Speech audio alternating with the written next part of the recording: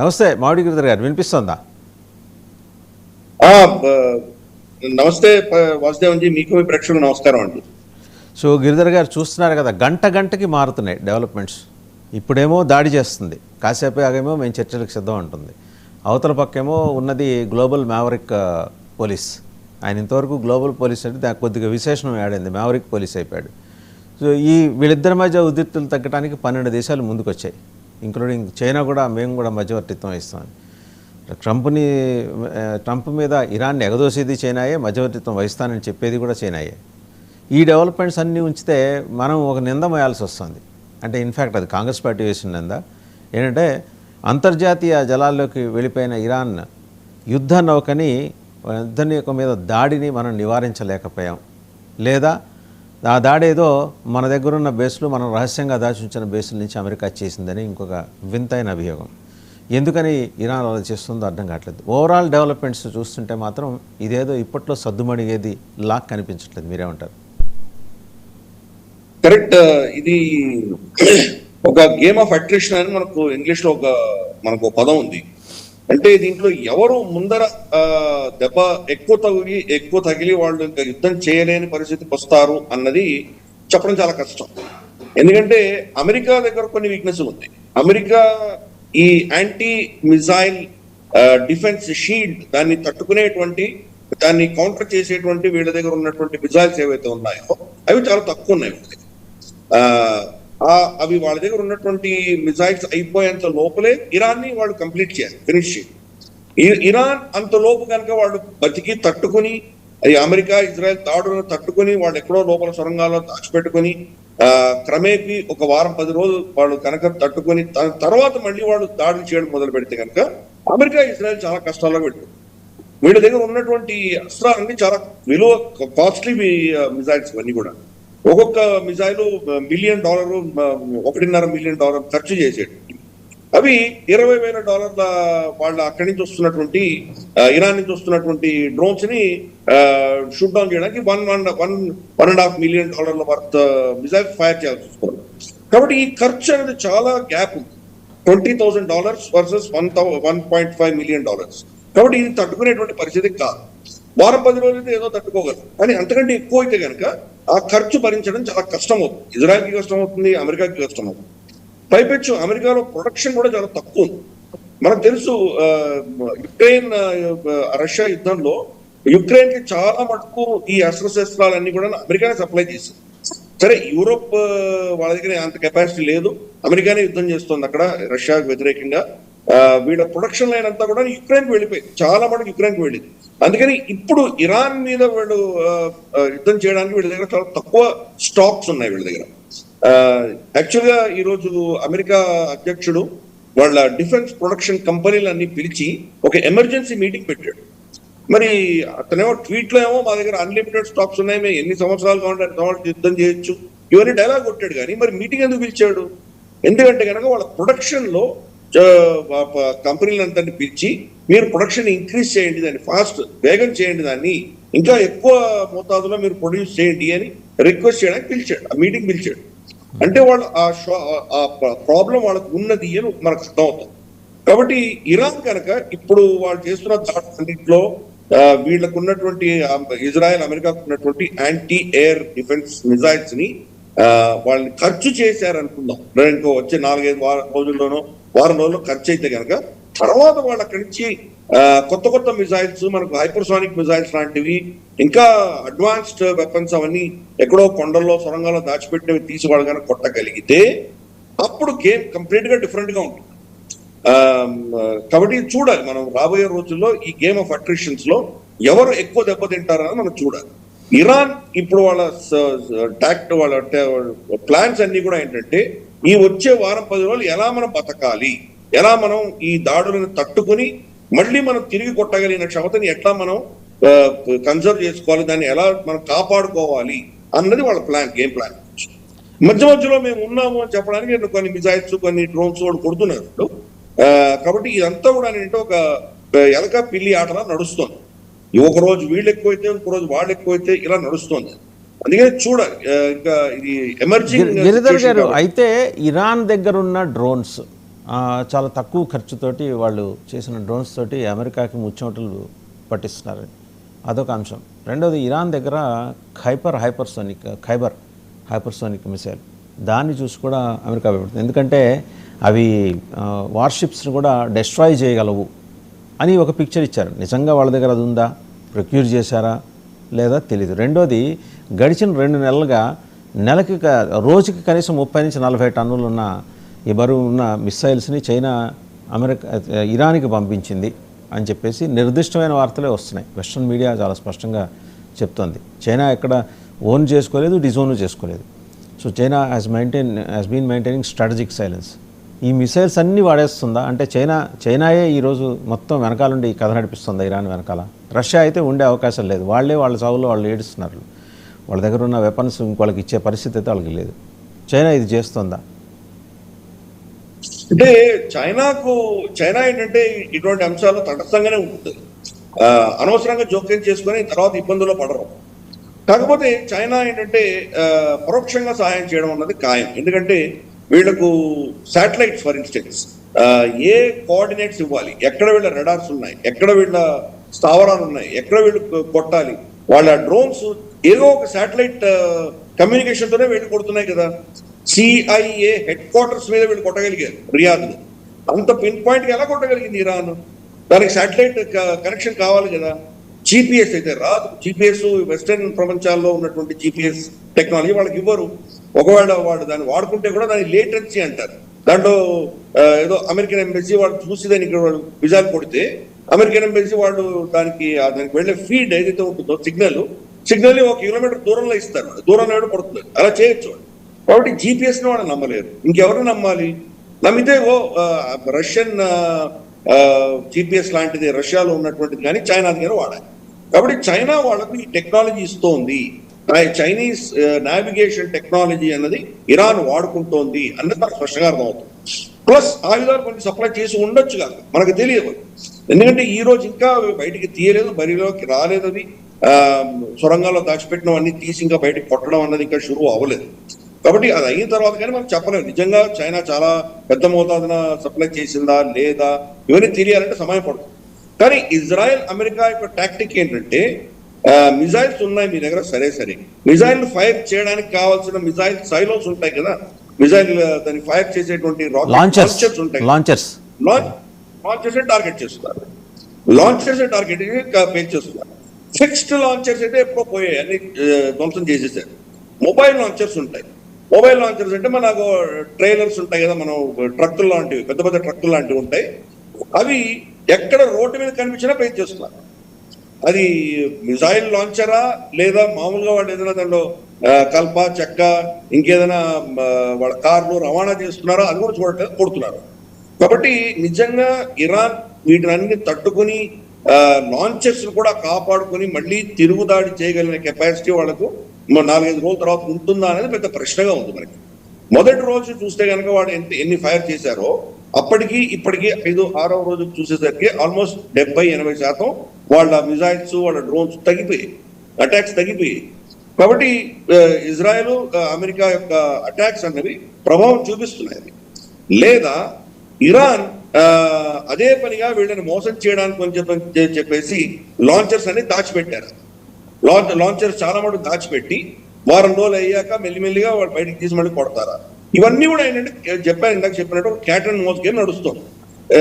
ఈ తగ్గిపోయాయి కాబట్టి మామూలు చాలా మంది విశ్లేషకులు నేను చూశాను, వాళ్ళు ఏం చెప్తున్నారంటే మొదటి రోజు ఇన్ని కొట్టారు, ఇప్పుడు 70-80% తగ్గిపోయింది, కాబట్టి ఇరాన్ ఖేల్ ఖతం, వారం రోజుల్లో వాళ్ళు సరెండర్ అయిపోతారు అని ఒక వర్షన్ చెప్పుకుంటూ వస్తున్నారు. మొత్తం స్టాటిస్టిక్స్ ఆధారంగా మనం కానీ విశ్లేషణ చేసుకున్నామంటే తర్వాత మోసపోతాం. ఎందుకంటే ఇరాన్కి తెలుసు ఎలా తట్టుకోవాలి.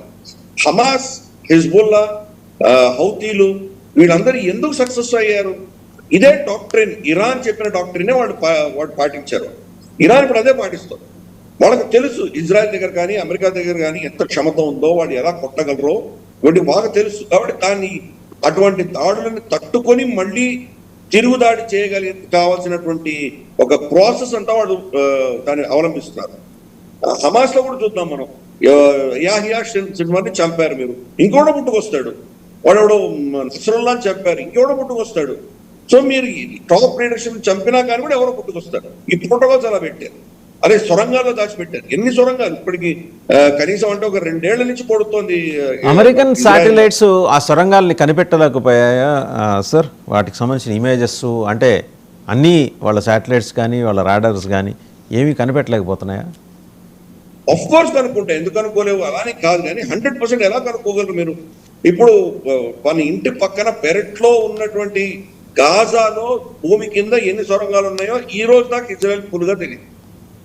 2.5 సంవత్సరాల నుంచి వాళ్ళు యుద్ధం చేసి ఒక కొన్ని వందల కిలోమీటర్ల చదరపు కిలోమీటర్ల సొరంగాలను వాళ్ళు పూర్తి చేసి దాన్ని పేల్చేసి ఇంత చేసినా రోజు కొత్త సొరంగాలు బయట కొడుతుంది. సో అందుకని ఇరాన్ ఒక స్ట్రాటజీ ఇదే. ఇప్పుడు దక్షిణ లెబనాన్ లోకి ఇజ్రాయెల్ ఎందుకు వెళ్ళింది? హిజ్బుల్లా అక్కడి నుంచి ఫైరింగ్ చేస్తుంటే కనుక వాళ్ళ సొరంగాలు ఉన్నాయి అక్కడ, ఆ సొరంగాలను వాళ్ళకి యాక్సెస్ కట్ చేయడానికి అని చెప్పి ఇజ్రాయెల్ సైన్యాన్ని పంపించింది అక్కడ. కాబట్టి చాలా కష్టం. ఈ రోజు మనం యాక్చువల్గా మనం ఇరానియన్ టోపోగ్రఫీ, ఇరాన్ మన జాగ్రఫీ భౌగోళికంగా చూసామంటే కనుక రమారమి 70% పైబడి పర్వతాలు ఉన్నాయి. ఇన్ని పర్వతాలు ఎక్కడ ఉన్నాయి, ఎలా మీరేం చెప్పగలరు? దానికి చాలా చాలా కష్టం. ఇది ఆల్మోస్ట్ ఇంపాసిబుల్. 100% ఎవరు ఏం చేయరు. సరే, ఇరాన్కి ఇజ్రాయెల్కి ఆ ఇంటెలిజెన్స్ ఉంది. చాలా కాలంగా వీళ్ళని వాచ్ చేస్తున్నారు, అణువు జల్లడ పట్టినట్టు వాచ్ చేస్తున్నారు. కాబట్టి వాళ్ళు చాలా మటుకు వాళ్ళు ఇంటెలిజెన్స్ ఉంది, వాళ్ళకి తెలుసు ఏం చేస్తున్నారు. సార్, మీరు ఒక ప్రస్తావన చేశారు లెబనాన్లో సొరంగాలు అని చెప్పేసి. లెబనాన్ అంటే హెజ్బుల్లాస్ పర్పస్ ఏంటి?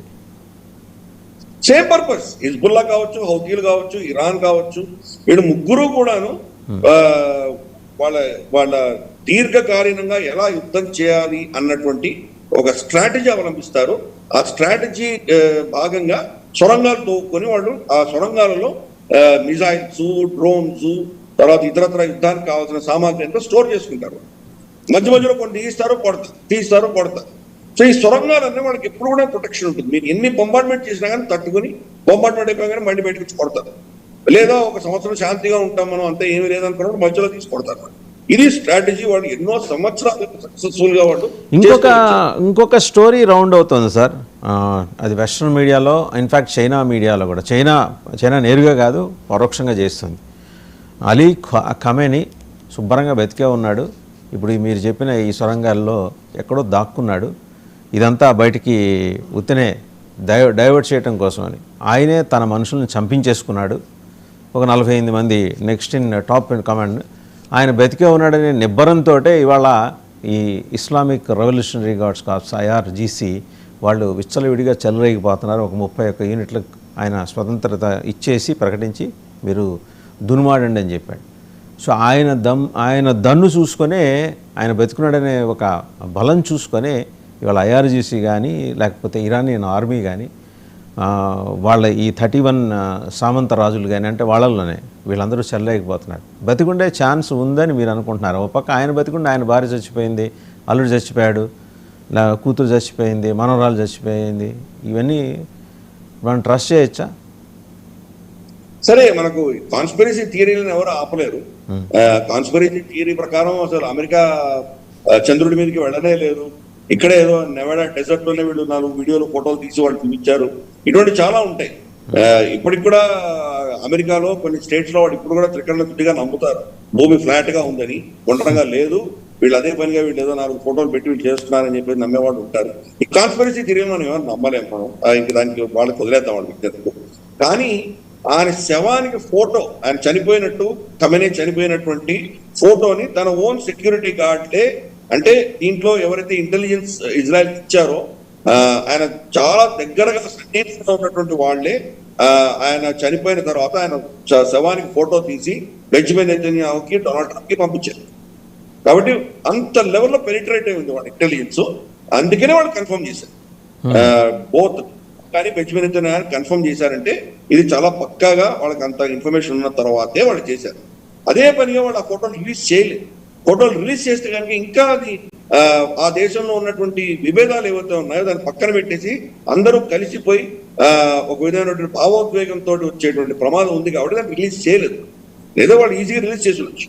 కాబట్టి కన్ఫర్మ్డ్ రిపోర్ట్ వాళ్ళ దగ్గర ఫుల్ పక్కా ఇన్ఫర్మేషన్ ఉన్నది ఆయన చనిపోయాడని.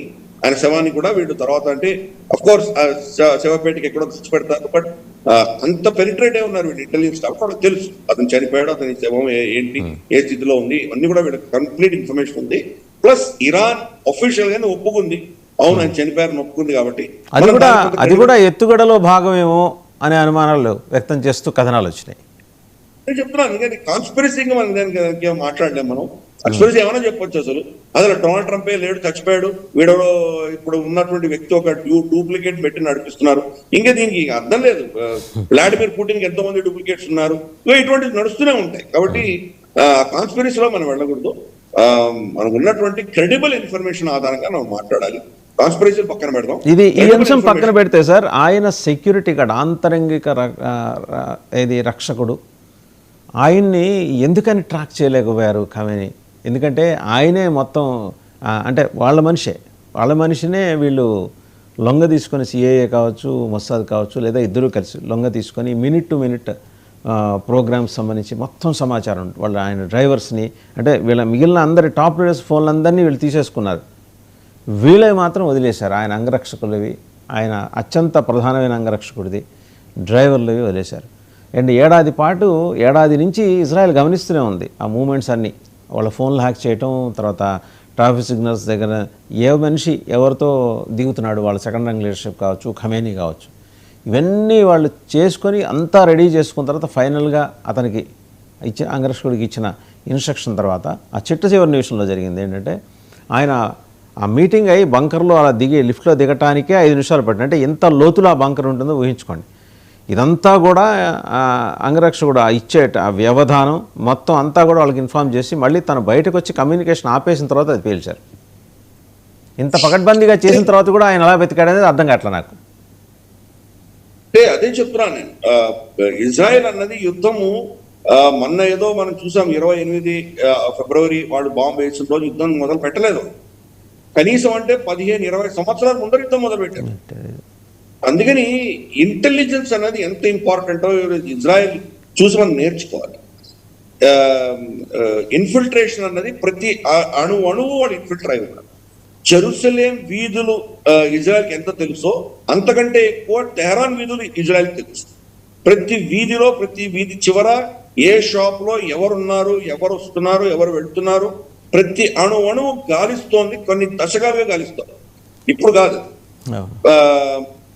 వాళ్ళ అహ్మదీనెజాద్ వాళ్ళ మాజీ రాష్ట్రపతి అతను స్టేట్మెంట్ ఇచ్చాడు, మేము మొసాద్ ఏజెంట్స్ మన దేశంలో ఎవరు ఉన్నారు వాళ్ళని వెతకడానికి కోసం అని చెప్పి ఒక క్రాక్ టీం పెట్టారు. 20 మందిని వాళ్ళ దేశంలో మొసాద్ ఏజెంట్స్ ఎవరెవరు ఉన్నారు, ఎక్కడెక్కడ ఇన్ఫిల్టర్ అయ్యారు, వీళ్ళని ఇన్వెస్టిగేట్ చేయడానికి ఒక 20 మందిని పెట్టారు.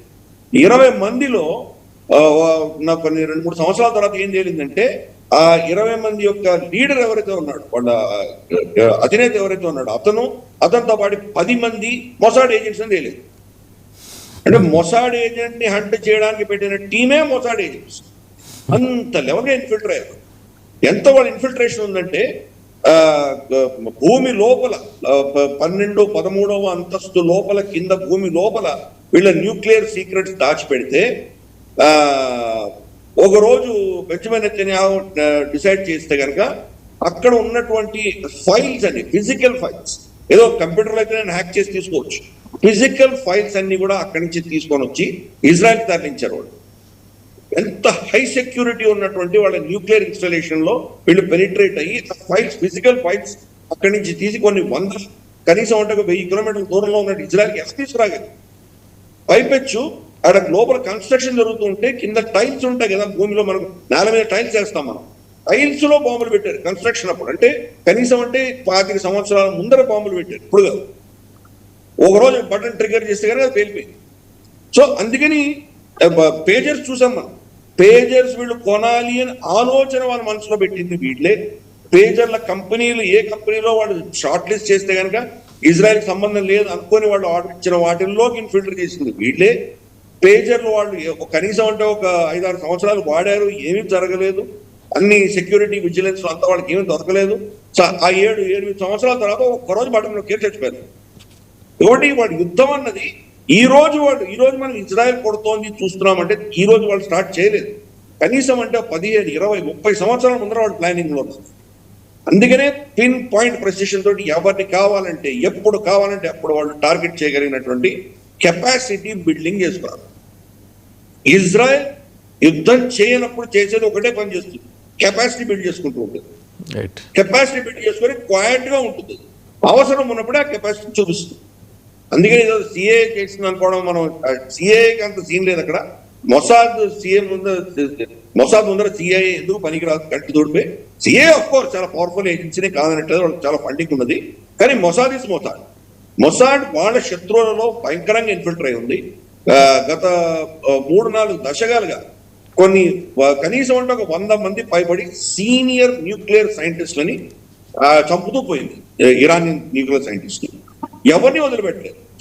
మనం చూసాం యుఏఈలో వీళ్ళు వెళ్ళి ఒక హోటల్లో, 5-స్టార్ హోటల్లో ఒక హమాస్ ఆపరేటింగ్ చంపేసి వాళ్ళందరూ నెక్స్ట్ ఫ్లైట్ పెట్టుకొని వెళ్ళిపోయారు అక్కడి నుంచి.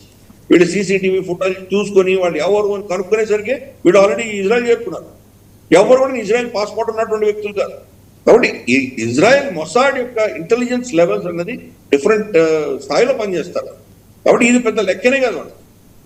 ఈయనని లాస్ట్ టైమే చంపాలనుకుంటున్నాము అని చెప్పి అమెరికాని పర్మిషన్ అడిగితే అమెరికా పర్మిషన్ ఇవ్వలేదు. జో బైడెన్ పర్మిషన్ ఇవ్వలేదు, డొనాల్డ్ ట్రంప్ కూడా పర్మిషన్ ఇవ్వలేదు. లాస్ట్ టైం జూన్ లో జరిగిన యుద్ధంలో కూడా కమరేని చంపుతాము అని చెప్పి బెంజమిన్ నెతన్యాహు అడిగితే చంపడానికి వీల్లేదు అని చెప్పాడు. వాడు నీకు కావాల్సిన న్యూక్లియర్ ఇన్స్టలేషన్స్ వాడి న్యూక్లియర్ శక్తిని తగ్గించాలి, అంతే కదా. నేను వస్తాను, 4 బాంబులు వేస్తాను, ఫర్దోలో ఇదో వేసాను, నేను P2 బాంబర్ వేసి నేను మదర్ ఆఫ్ ఆల్ బాంబ్స్ వేస్తాను, ఇంతకు మించి నువ్వు వాడిని చంపొద్దు అని చెప్పారు. ఇప్పుడు కనీసం అంటే ఒక 30-35 సంవత్సరాల కళ ఈ రోజు బెంజమిన్ నెతన్యాహు కళ ఈ రోజు అతను అది సత్యమైంది, దాన్ని సాధించగలిగాడు. అంటే డొనాల్డ్ ట్రంప్ ని ఏం చెప్పి దీంట్లో ఊబిలో దించాడు అన్నది ఇప్పుడు కూడా మిస్టరీనే, ఇప్పుడు కూడా మనకు తెలియదు. నాకు ఇక్కడ ఒక సందేహం ఉంది సార్. ఇక్కడ ఏంట, డొనాల్డ్ ట్రంప్ని నెతన్యాహు వాడేశాడా, నెతన్యాహుని డొనాల్డ్ ట్రంప్ వాడా? తప్పకుండా డొనాల్డ్ ట్రంప్ ని నెతన్యాహు వాడాడు. డొనాల్డ్ ట్రంప్ కి అంత స్ట్రాటజిక్ గా దూరాలోచన అనేది లేదు ఆ మనిషికి ఉన్నదంతా ఏంటంటే ఒకటి ప్రెషర్. డొనాల్డ్ ట్రంప్ ని ఎక్కడ సెన్సిటివ్ గా పట్టుకుంటే డొనాల్డ్ ట్రంప్ భయపడతాడో, లేదా ఏ అంశం అతనికి చెప్తే కనుక నువ్వు ఇంద్రుడు చంద్రుడు అంటే తబ్బిపోయి పొంగిపోతాడో, ఈ 2 విషయాలు నెతన్యాహుకు తెలుసు. సో వాళ్ళ యుద్ధంలో, ఇజ్రాయెల్ చేసే యుద్ధంలో ఇవన్నీ ఉంటాయి, ఇవన్నీ కూడా కీలకమైన పార్ట్స్. ఎలాగైతే వాళ్ళు ఎవరు ఇమాజిన్ చేయనటువంటి వీధి లైట్లని వీధి మనకు కెమెరాలను హ్యాక్ చేసి వాళ్ళు కమరేని టేక్ డౌన్ చేయగలిగారో, అలాగే అమెరికాలో ప్రతి వ్యక్తి యొక్క సైకాలజీని వాళ్ళు దాన్ని అనలైజ్ చేస్తారు.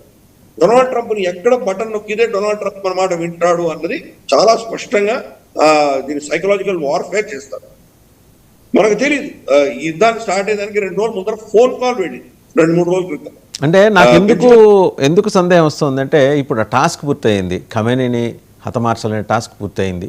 సరే, ఆయన ఇంకా బతికే ఉన్నాడు, వేరే రూపంలో తిరుగుతున్నాడని వచ్చే కథనాలను పక్కన పెడితే కాసేపు ఆయన చచ్చిపోయాడని అనుకుందాం. ఆ టాస్క్ పూర్తయిన తర్వాత ఇజ్రాయెల్ ఫోకస్ మారిపోయింది ఒక్కసారిగా. దానికి వెళ్ళే చోట్ల లెబనాన్కి వెళ్ళిపోయింది. ఇందాక మీరు ప్రస్తావన చేశారు, ఆ హిజ్బుల్లాస్ని కంటైన్ చేసే పనిలో పడింది. అంటే 1 by 1 దునుమాడుకుంటూ రేపు పొద్దున సీ పైరేట్స్ హౌతీల దగ్గర కూడా వస్తారేమో. అంటే టేక్స్ టైం అయితే ఉండొచ్చు కాక వాళ్ళకి, ఎందుకంటే అంత ఓపిక ఎక్కువ కాబట్టి. సో నా ఫోకస్ షిఫ్ట్ అయింది కాబట్టి నాకు అనుమానం ఏంటంటే ఈయనే వాడేస్తున్నాడు, నెతన్యాహునే వాడేస్తున్నాడు ట్రంప్ని. కరెక్ట్, నెతన్యాహు ట్రంప్ను వాడుకుంటున్నాడు, దాంట్లో సందేహం లేదు. కాకపోతే వాళ్ళ ఫోకస్ ఏం మారలేదు. ఇప్పటికి కూడా రోజు మాక్సిమం ఇజ్రాయలే రేడ్ చేస్తోంది. ఇరాన్ లో కూడా ప్రతిరోజు వాళ్ళ సాఫ్ట్వేర్ వెళ్తున్నాయి, బొంబార్డ్మెంట్ చేస్తున్నారు, అవన్నీ చేస్తున్నారు. ఇంటెలిజెన్స్ ఇజ్రాయెల్ దగ్గరే ఉంది కాబట్టి ప్రతిరోజు వాళ్ళే దాడులు చేస్తున్నారు. హిజ్బుల్లా మీద కూడా వాళ్ళు చేస్తున్నారు. 2 front వార్ యుద్ధం చేస్తోంది ఇజ్రాయెల్. బెంజమిన్ నెతన్యాహు సక్సెస్ దీంట్లో ఏంటంటే కనుక డొనాల్డ్ ట్రంప్ ని ఈ ఊబిలో దించడమే అతని సక్సెస్. ఒకసారి అమెరికా ఈ పనిలో దిగిన తర్వాత అమెరికా వెనక్కి వెళ్ళలేదు. ఇది ఈ రోజు ఇజ్రాయెల్ యుద్ధం కాదు, అమెరికా యుద్ధం అయిపోయింది. ఫోకస్ అంతా డొనాల్డ్ ట్రంప్ షిఫ్ట్ అయిపోయింది. ఇరాన్ అంతా అమెరికన్ ఇంట్రెస్ట్ మీద దాడి చేస్తోంది, అమెరికా మిత్ర దేశాల మీద దాడి చేస్తోంది. కాబట్టి ఈ యుద్ధం కంప్లీట్ గా డొనాల్డ్ ట్రంప్ బోడీలోకి పడేసాడు. కాబట్టి ఇంక ఇజ్రాయెల్ వాళ్ళు వెనక్కి కూర్చోవచ్చు. అఫ్ కోర్స్ వాళ్ళు కూడా బొంబార్డ్మెంట్ చేస్తున్నారు, కానీ ఇజ్రాయెల్ శక్తికి మించి, ఇజ్రాయెల్ ఉన్న శక్తికి కొన్ని కనీసం అంటే ఒక 20-30 రెట్ల ఎక్కువ శక్తి ఉన్నది అమెరికా. కాబట్టి ఈ రోజు ఈ యుద్ధం అన్నది యాక్చువల్గా ఇజ్రాయెల్ యుద్ధం. అది ఇజ్రాయెల్ యుద్ధాన్ని తీసుకెళ్లి కంప్లీట్ గా అమెరికా యుద్ధం కింద కన్వర్ట్ చేయగలగడం అన్నదే అది బెంజమిన్ నెతన్యాహు యొక్క మాస్టర్ స్ట్రోక్. ఇప్పుడు ఇంకేం చేస్తాడు? ఒకసారి దూరాడు మన డొనాల్డ్ ట్రంప్, దాని నుంచి ఇంకా బయటికి రాలేడు. ఒకసారి లోపలికి వెళ్ళిపోతాడు, ఊబిలో పడ్డాడు. ఇంక ఊబి నుంచి పడ్డ తర్వాత బయటికి ఎలా వస్తాడు? బయటికి ఎలా రావాలో అర్థం కాక సతమతం అవుతున్నాడు. అందుకని బొంబార్డ్మెంట్ చేస్తున్నాడు. దీనివల్ల ఏదో వాళ్ళ శక్తిని క్షీణించి ఇంకా దాడులు ఆగిపోతే అందరూ ఊపిరి తీసుకోవచ్చు అనుకుంటున్నాడు డొనాల్డ్. ప్రస్తుతానికి అది తప్ప ప్లాన్ బి లేదు. స్ట్రైట్ ఆఫ్ హర్మూజ్ దగ్గర more than 1100 oil tankers stranded అయిపోయినాయి. అండ్ వాటికి కూడా చాలా సెలెక్టివ్గా చూసి వాళ్ళు పంపిస్తున్నారు. చైనా ట్యాంకర్స్ని వదిలేస్తున్నారు. మన దాని మీద క్లారిటీ లేదు.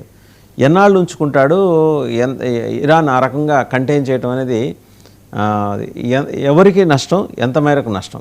ఎందుకంటే ఇప్పుడు చూడబోతే $78 to $80 అయింది బ్యారెల్, 68 నుంచి. ఏమో 2 రోజులు ఇలా ఉంటే $100 అయిపోతే ఎట్లాగా? మనకేమో ఆ నిల్వలు ఒక 3 వారాలు వస్తాయి, 4 వారాలు అంటున్నా కానీ 3 వారాలు వస్తాయి. మనకి పెట్రోల్ మరి లీటర్ $200 అవుతుందేమో. ఆ అనుమానాలు కేవలం చైనా, భారత్ ఈ రెండే ఎక్కువ ఎఫెక్ట్ అయ్యేవి. ఎంతకాలం వాడు స్ట్రైట్ ఆఫ్ హార్మూజ్ని క్లోజ్ చేసి ఉంచుతాడు టెక్నికల్గా? ఇరాన్ అన్న దేశాన్ని సర్వనాశనం చేస్తాను మీరు అక్కడ కట్టుకున్నప్పుడు నేను ఎలాగో చచ్చిపోతున్నాను. నేను చచ్చిపోతున్నా కూడా చంపుతాను, అంతే. సింపుల్. ఇరాన్ యొక్క లాజిక్ సింపుల్ లాజిక్ అది. నేను సర్వనాశనం అవుతుంటే మిమ్మల్ని సుఖంగా ఎలా ఉండనిస్తాను? మీరు కూడా ఎవరు సుఖంగా ఉండడానికి వీలు. కాబట్టి ఇటువంటి విధ్వంసాలు సృష్టిస్తారు. కాబట్టి మీరు నన్ను చంపడం ఆపేసి, నా మీద దాడులు ఆపేసి,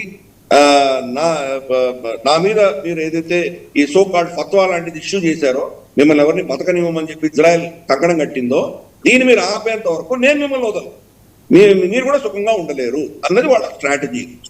అందుకనే ఏదో మామూలుగా యుద్ధాలంటే కనుక ఇద్దరు 2 మిలిటరీలు యుద్ధం చేస్తాయి, అలా కాదు. వీళ్ళు సివిలియన్ ఎందుకు టార్గెట్ చేస్తున్నారంటే వీళ్ళ మీద మాక్సిమం ఒత్తిడి తీసుకురావడం.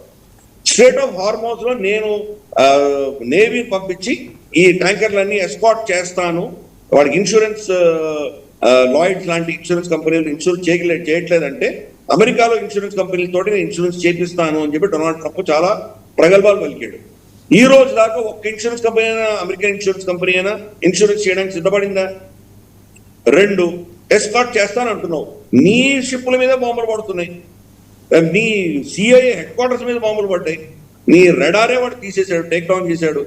రేపు ఈ 1100 షిప్ ట్యాంకర్ల మీద దాడి చేయాల్సిన అవసరం లేదు. ఒక ట్యాంకర్ మీద దాడి చేస్తే మిగతా 1000 అయిపోతుంది. సో ఇరాన్ కనుక 100% హిట్ రేట్ ఉండక్కర్లేదు.